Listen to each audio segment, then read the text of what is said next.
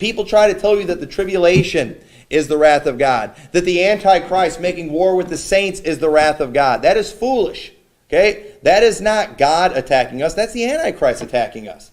He's making war with the saints. They're like, well, God would, Jesus would never do that to his bride. And here's what's funny, all right? And this is just, there is so much stupidity when it comes to the pre-trib doctrine when you actually start thinking, okay?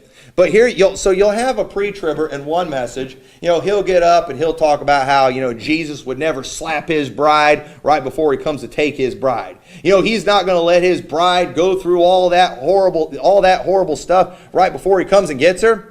But then they'll turn around, and when you say, but the Antichrist is making war with the saints, who's that? Well, that's the Jews. The Jews, huh? Well, then they'll say the Jews are the bride of God the Father. Okay, so Jesus wouldn't let anything happen to his bride, but God would let a lot happen to his bride.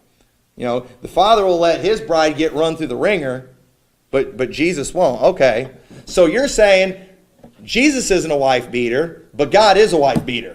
That's what they're actually saying if they would actually be consistent in their arguments. But they never have those two conversations together. They'll talk about the different brides in one message, but then they'll talk about, when they're talking about the tribulation, they'll use Jesus as a wife beater as an argument, and that's just foolish right there. And the truth is, this is not God beating up on his bride. It's the Antichrist doing it.